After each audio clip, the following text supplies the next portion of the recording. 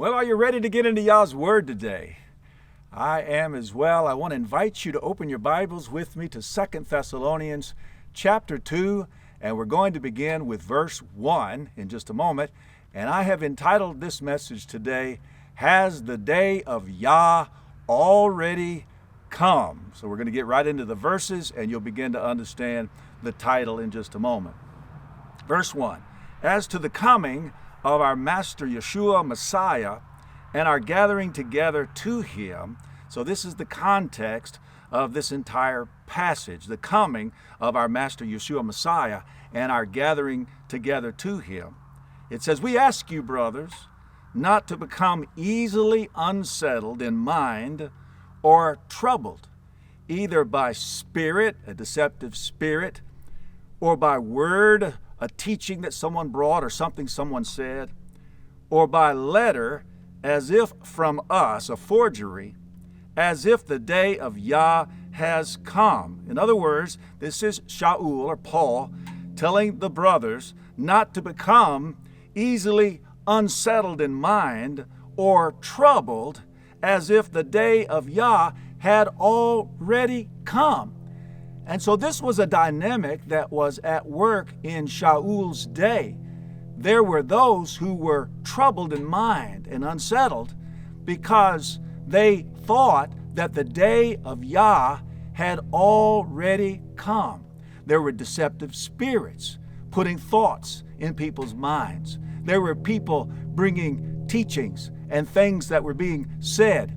There appears to be a forgery, a letter that was being sent around as if from Sha'ul, declaring that the day of YAH had already come. But was it true? Sha'ul is going to deal with this issue, and the question for us today is this same dynamic at work today? Are there deceptive spirits convincing people that the day of YAH has already come? Are there teachings out there, videos on social media, declaring that the day of YAH has already come? Some people believe that the mark of the beast exists, and people are taking it now. Well, if that's the case, then we are in the midst of the day of YAH, and the day of YAH has already come. Well, let's look at how Sha'ul dealt with this and apply those same principles to today as well. It says here in verse 3, Let no one deceive you in any way. That's a good charge for all of us. Let no one deceive you in any way, because the falling away is to come first. So Sha'ul is going to lay out a timeline of events, and he's going to tell the people that the day of YAH has not already come, because certain events must transpire first. And the first thing he speaks of here is the falling away. He says the falling away is to come first. What is the falling away? The falling away is when people who declare to be believers in Yeshua turn away from the truth. They turn away from Torah. They turn away from the set-apart written scriptures, and they begin embracing abominations, things that the Bible clearly states as abominable to YAH. They begin to embrace things that they shouldn't embrace. And in our modern day, we're seeing whole denominations dividing over things like same-sex marriage and abortion and gender confusion. That's the latest thing. Gender confusion. And entire segments of the religious world now are embracing abominations. And so the falling away is taking place. But I don't believe that the falling away has yet been completed. We're going to see many, many more atrocities, many, many more abominations embraced by religious people. The mystery or the secret of lawlessness is a spiritual dynamic head up by Hasatan and demon forces. And the goal is to create an environment of lawlessness into which the anti-Messiah can rise and be applauded and lauded and accepted and approved of. And so there's going to be much more lawlessness take place, and many, many more people who claim to be believers are going to begin to be shaped by modern culture. And at the root of modern culture is the mystery of lawlessness, and they're going to continue to embrace lawlessness to the point that those of us who are walking in the light, in the day, in Revelation, we're going to look upon it, we're going to shake our heads in amazement that these religious people, these people who have confessed to be believers, have walked away from Torah, they have walked away from truth, they have walked away from the ways of Yah, and they are embracing abominations. That's the falling away. And when the falling away is completed, then Sha'ul tells us that the anti-Messiah will be revealed. Let's read those passages. Let no one deceive you in any way, because the falling away is to come first. And the man of lawlessness is to be revealed. Now, he's the man of lawlessness.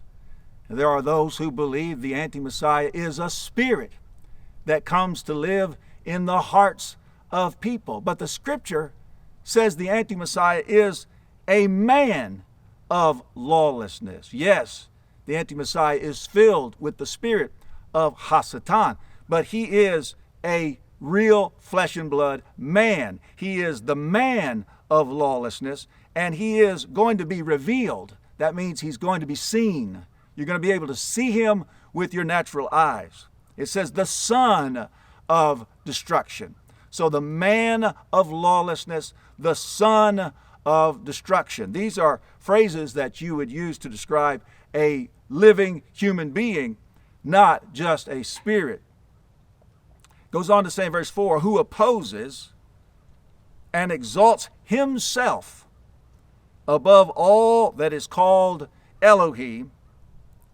He wants to be considered Elohim, or that is worshipped, so that he sits as Elohim in the dwelling place of Elohim. In other words, the rebuilt temple. The phrase rebuilt temple makes more sense than the dwelling place of Elohim, because the bodies of believers, not all human beings, but the bodies of believers are the dwelling place of Elohim by his Spirit. But the anti-Messiah is going to sit in the rebuilt temple on Temple Mount in Jerusalem and declare himself to be Elohim. He wants to be worshipped because the spirit that empowers him is the spirit of Hasatan. And Hasatan has always wanted to be worshipped. So he wants to be worshipped. He wants to be thought of as Elohim.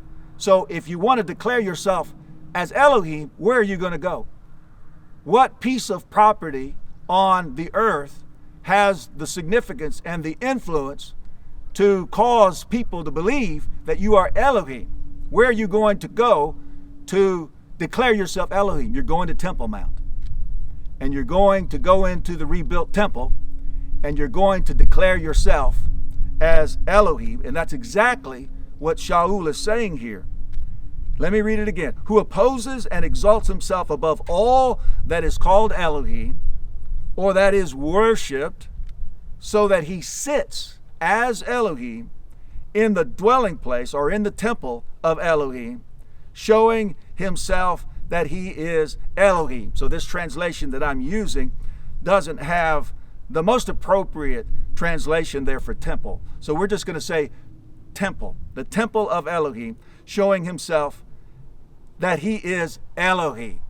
So he's going to declare himself Elohim. Where is he going to do it? He's going to do it on Temple Mount in the rebuilt temple.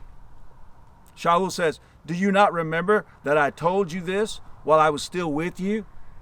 So again, he's giving the brethren a timeline of events that must happen before the day of Yah actually takes place and before Yeshua returns and we are gathered together to him. Verse 6, and now you know what restrains for him to be revealed in his time. This is talking about anti-Messiah. What is it that restrains, or what must come first for anti-Messiah to be revealed? Well, we just read it, the falling away. The falling away has to be complete. I believe again that we are in the throes of it, but I don't believe that it has been completed as of yet. There must be much more lawlessness embraced by people of religion. And now you know what restrains, or what must come first, the falling away, for him, the anti-Messiah, to be revealed in his time, to be seen in his time, to be recognized. Now, some people who are walking in the darkness and in the night, who have no revelation, they're going to be deceived when they see him.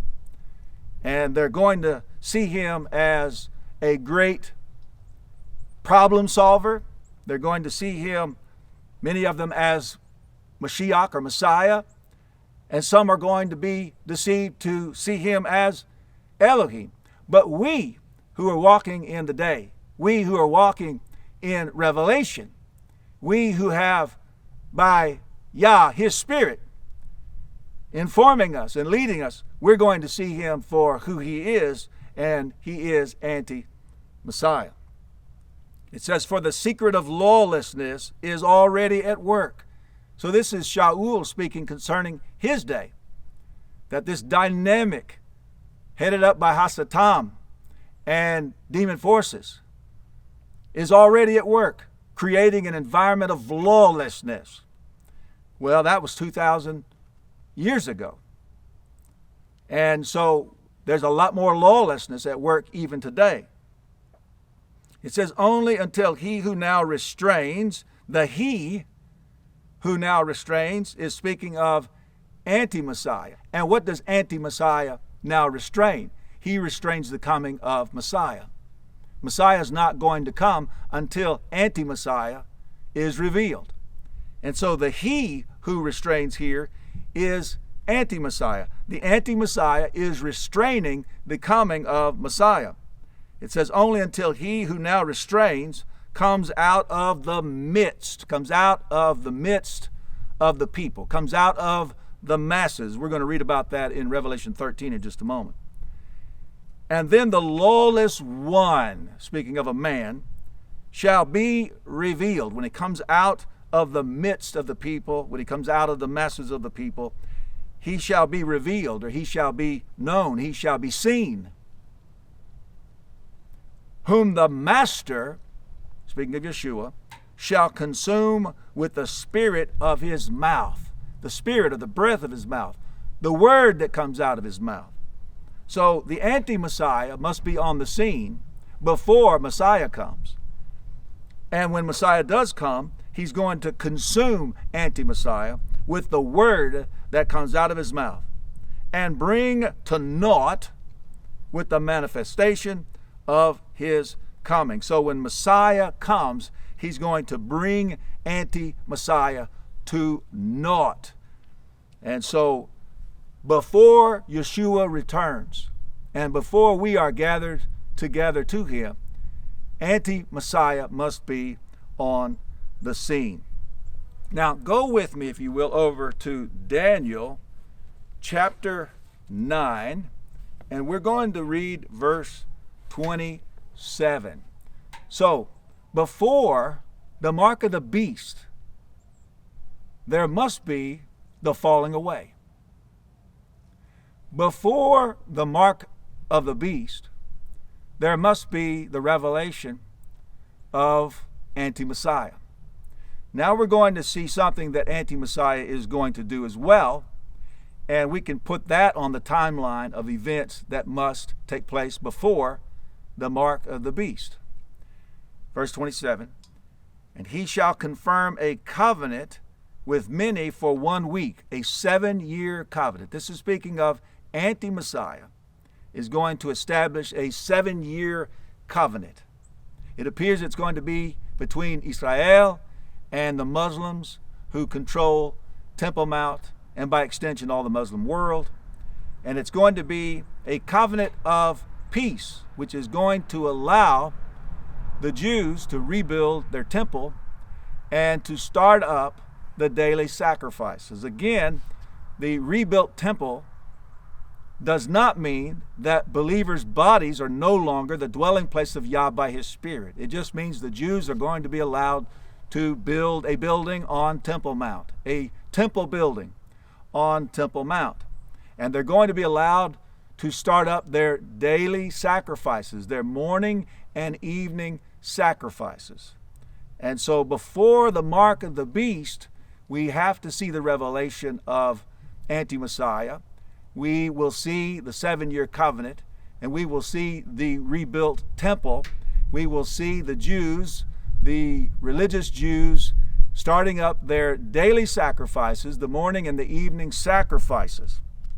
It says, and in the middle of the week, that's 3.5 years into the 7-year covenant, he, the Anti-Messiah, shall put an end to slaughtering and meal offering. He's going to cause the daily sacrifices to stop. Why? Because he wants to be worshiped. He wants to declare himself as Elohim, and he wants all worship to be directed to him.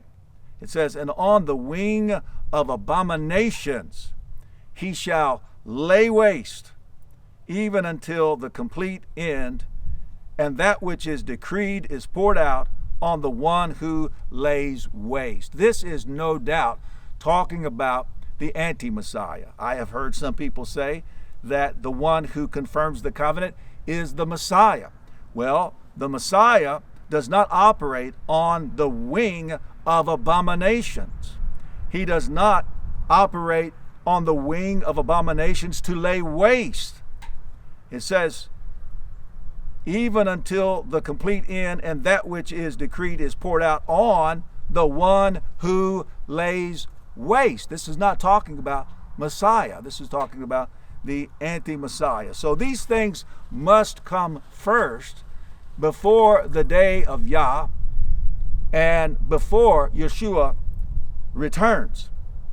Now, let's go over to Revelation chapter 13. And we're going to read through much of this chapter. And this is going to talk about the Anti-Messiah and the false prophet and the things that must transpire when the Anti-Messiah and the false prophet come on the scene. It says, and I stood on the sand of the sea. The sea always represents the masses of people. And I saw a beast coming up out of the sea, having 7 heads and 10 horns, and on his horns 10 crowns, and on his heads names of blasphemy. This is speaking of the Anti-Messiah. And the beast I saw was like a leopard, and his feet were like the feet of a bear, and his mouth like the mouth of a lion.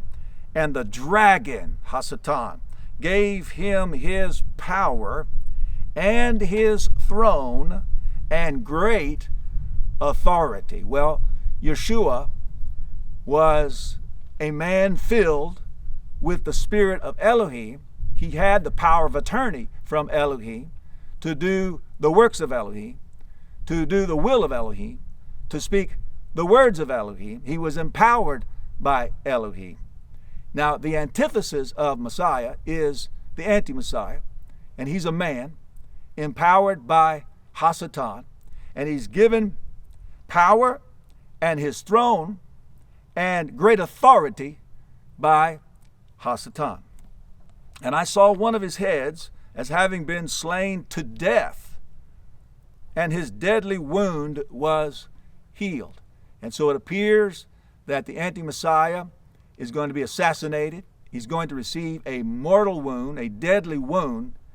When you look at it, you're going to say that man is dead, and yet he is going to recover. And it says, and all the earth marveled after the beast. The worldwide press is going to laud him. They're going to say, this man should have died. He didn't die. He recovered. That's a miracle. They're going to say he's a miracle worker. He's miraculous. And they're going to say no one can kill him because there was an attempt on his life It appeared that he died, but he recovered. No one can kill him. He's invincible. It says, and they worshiped the dragon who gave authority to the beast, and they worshiped the beast, saying, who is like the beast? Who is able to fight with him? No one can defeat him. No one can kill him. And he was given a mouth speaking great matters and blasphemies, and he was given authority to do so 42 months. So we're talking about a 7-year covenant. In the first 3.5 years, the world will be crying out peace and safety, because it appears that the anti-Messiah, who is deceiving the masses of people, they think that he is a great world problem solver, that he's a peacemaker, and they're going to be crying out peace and safety. And then he's going to want to be worshiped. And so he causes the daily sacrifices to cease. And then we're going to read that the false prophet is instrumental in erecting the image of the anti-Messiah in the rebuilt temple in Jerusalem and demanding that the world worships him. All right, so let's continue. It says, he was given authority to speak blasphemies for 42 months. That's the final 3.5 years, and that is the time of Yaakov's trouble. That's the most intense time of the tribulation, and the time when the dragon is fighting against the set-apart ones, but also Yah is pouring out his wrath on those who receive the mark and will not repent. And he opened his mouth in blasphemies against Elohim, to blaspheme his name and his tent and those dwelling in the heaven. It says, and it was given to him to fight with the set-apart ones and to overcome them, and authority was given to him over every tribe and tongue and nation, and all those dwelling on the earth whose names have not been written in the book of life of the slain Lamb from the foundation of the world shall worship him. So we have to ask the question, has he been revealed? Do we know who the anti-Messiah is? You can't have the mark of the beast without the beast. Have all of these things happened? Well, I think it's obvious the answer. And then let's go on, and we'll begin with verse 11. And I saw another beast coming up out of the earth, and he had 2 horns like a lamb and spoke like a dragon. This is speaking of the false prophet. And he has 2 horns like a lamb. It appears that he's going to be a man of religion. He's going to look like he's a man of belief, a man of peace, but he's going to speak like a dragon. In other words, he also is empowered by the spirit of Hasatan. And he exercises all the authority of the first beast in his presence, and causes the earth and those who dwell in it to worship the first beast, whose deadly wound was healed. And so he's going to have great authority, and he's going to cause the earth and those who dwell in the earth to worship the anti-Messiah. Verse 13. It says, and he does great signs, so that he even makes fire come down from the heaven on the earth before men. And so the false prophet is going to make fire come down from the heaven on the earth before men. We have to ask the question, have we seen that?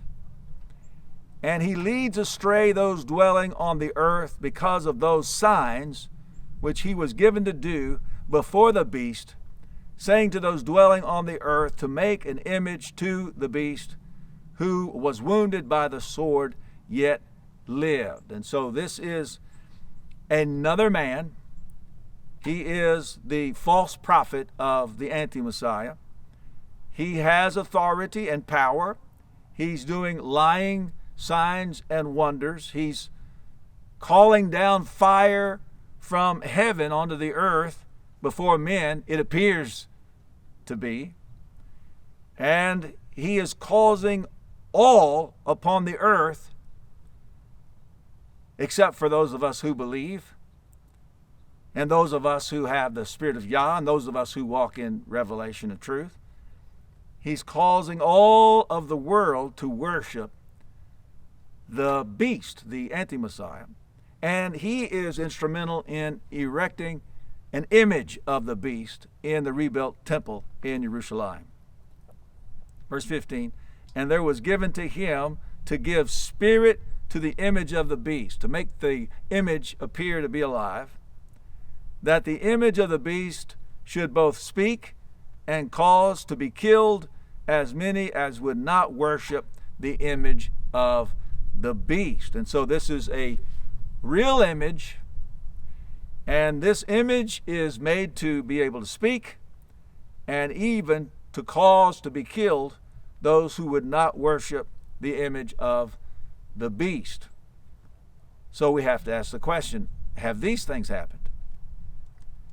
And he causes all, both small and great and rich and poor and free and slave, to be given a mark upon their right hand or upon their foreheads. Now, the last thing that's spoken of is the mark. All of these other things must transpire before the mark. The mark is a real mark, and it's going to be placed upon the forehead or upon the right hand of those who would receive it. Verse 17, and that no one should be able to buy or sell except that he has the mark or the name of the beast or the number of his name. And so there's going to be a global financial reset, a worldwide financial reset. All of the individual financial systems of the nations of the world will melt down, and there will be a one world financial system that the anti-Messiah will head up along with the false prophet, and you will not be able to buy or sell on this financial system unless you have the mark. Again, the mark will be placed either on the right hand or on the forehead. So there cannot be the mark without the one world financial system. So all of these things have to take place for the mark then to come on the scene and for people to receive it. It goes on to say, here is the wisdom. He who has understanding, let him calculate the number of the beast, for it is the number of a man, not the number of a spirit. And his number is 666.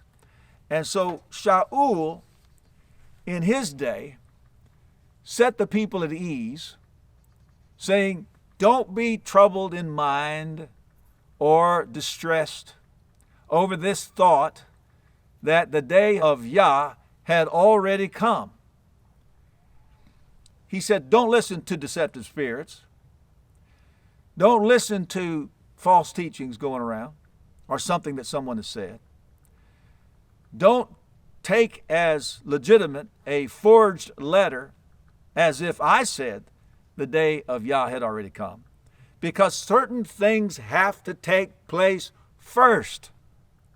Now, the question is, in the day that we're living in, are we seeing the stage being set for these things to happen? The answer is yes.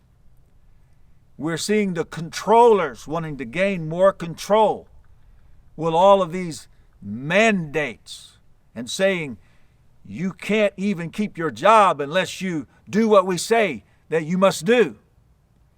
And that is conditioning society. That's taking place even now. The culture is shifting, it's changing, and people are being conditioned to do what they're told. and to follow the controllers. All of that, yes, is taking place. And we as believers, we must take hold of the Word and in the power of the Spirit resist those things. But just as in Sha'ul's day, certain things must take place first before the day of YAH actually comes, before Yeshua returns. And we're seeing what those things are. The falling away must take place. The anti-Messiah must be revealed. The 7-year covenant must be established. The temple must be rebuilt on Temple Mount. The continual sacrifices, the daily sacrifices must be started up. And then we see that there is an assassination attempt on the anti-Messiah.